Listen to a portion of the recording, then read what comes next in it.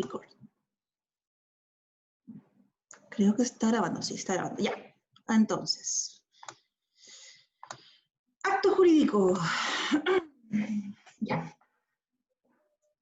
Cuando hablamos del acto jurídico, algunos autores parten hablando, primero que nada, de los hechos. De hecho, cuando uno hablaba con el profesor Celis, o el profesor Celis hacía la clase de acto jurídico, inmediatamente hacía la distinción entre hechos y actos, como si no fueran ni siquiera similares.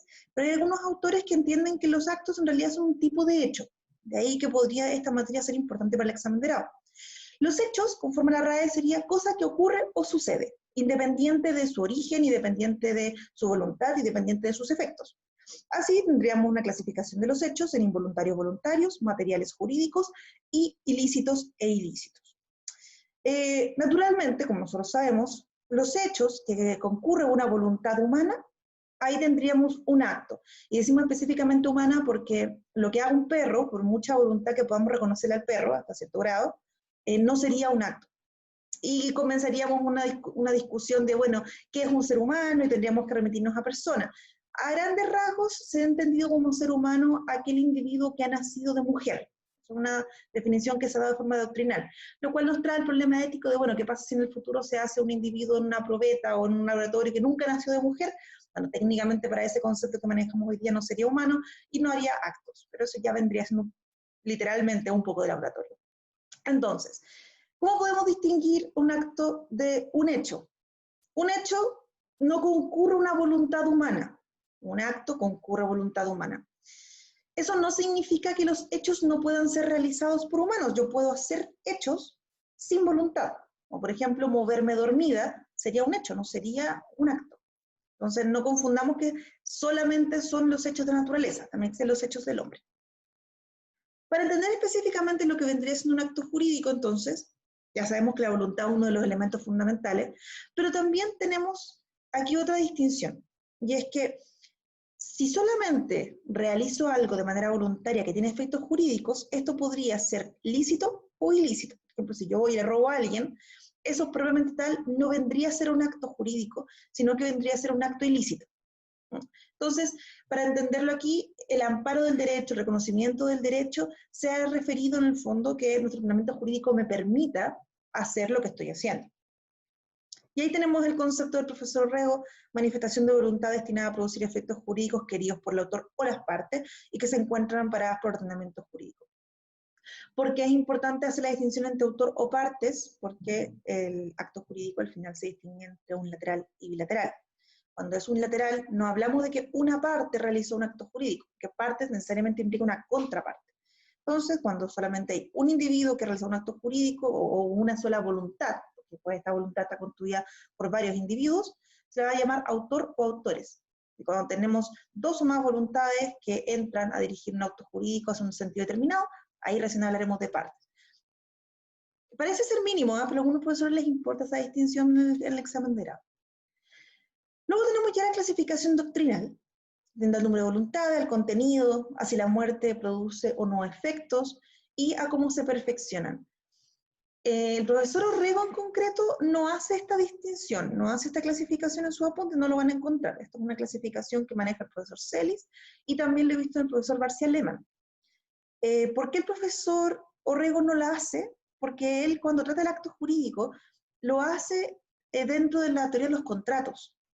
Utiliza la clasificación que está en el inicio del libro cuarto para clasificar el acto jurídico. Y dice, tomemos toda esta clasificación y aplicamos el acto jurídico. No es malo, si al final de cuentas los contratos son actos jurídicos, pero hay otra doctrina que dice, no, separemos las aguas, esa es la clasificación específicamente de los contratos, y el acto jurídico le vamos a dar esta clasificación doctrinal, porque al final toda la teoría del acto jurídico es prácticamente doctrinal. En cuanto al número de voluntades, ya adelantamos que teníamos el unilateral y bilateral. Y los bilaterales también se pueden llamar convenciones. Entonces aquí viene una pregunta típica de examen de grado y vendría siendo, ¿qué relación hay entre el acto jurídico y la convención? ¿Son o no son lo mismo? ¿Quién me quiere responder esto? ¿Nadie? Ya. Liz, no, ya, Francisco levantó la manito. Francisco. ¿Diferencia Sí, o relación entre acto jurídico y convención? Cortito y conciso. entre actos jurídicos, convención, la convención, chuta, me enredé. A ver, espera. Entre acto jurídico y convención, Recuerda bueno, que tienes que tratar de responder cada pregunta como si estuvieras en tu examen de grado. Entonces, piensa y luego responde. acto jurídico. Bueno, hay una relación de género-especie, de por sí. ¿Ya? Ya, ¿cuál sería el género y cuál sería la especie? El género es el acto jurídico. Ya, Porque, claro, la convención viene a ser un tipo de acto jurídico, en este caso, que sería, cuya principal característica es que es un encuentro de voluntades, es de más de una voluntad, ya, ok. ¿ya? Actos jurídicos pueden haber tanto unilaterales como bilaterales, mientras que la convención es de dos voluntades, ¿no? Ya, perfecto. Luego comenzamos a hablar respecto al contenido, si la muerte es relevante o no para producir efectos de su perfeccionamiento. La verdad que ninguna de esas clasificaciones es realmente importante, pero sí, cuando estamos hablando de su contenido, antiguamente se hablaba de los actos jurídicos comunes o patrimoniales versus los de familia. ¿Por qué? Porque en algún minuto se decía, mira, lo que pasa es que materia de familia es extrapatrimonial y el resto es el derecho común. No es tan así, porque tenemos efectivamente instituciones de familia que tienen contenido patrimonial y tenemos legislación común que no necesariamente entra en sentido patrimonial. Entonces, por ejemplo, cuando yo hablo de cambiarme el nombre, eso técnicamente es algo civil. O sea, podemos tribunales civiles, por mucho que sea un tema no jurisdiccional, aún así no es de familia. Entonces, no podemos hacer esa distinción en la actualidad. Así que hablamos de patrimonial y extrapatrimonial. Y luego tenemos en cuanto a su perfeccionamiento, lo formal y no formal, me voy a saltar el de la muerte. ¿Por qué? Porque cuando hablamos de actos jurídicos, imaginémonos, estamos en el examen de grado y por eso nos pregunta, ya, clasifíqueme el acto jurídico conforme a su perfeccionamiento. Tenemos un problema aquí. Porque si seguimos la doctrina de Orrego, teóricamente deberíamos decir cómo se clasifican los contratos conforme a su perfeccionamiento. O sea, Liz, ¿cómo se perfeccionan los contratos conforme a su perfeccionamiento?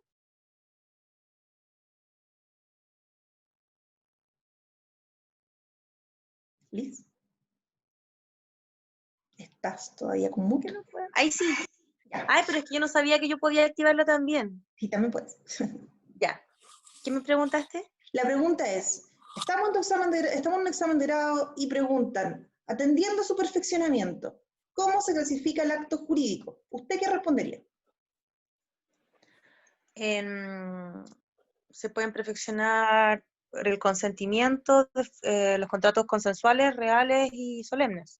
Ya, eso sería efectivamente si respondemos conforme a Orrego, porque como Orrego mezcla el acto jurídico con el contrato de su clasificación, esa respuesta sería correcta.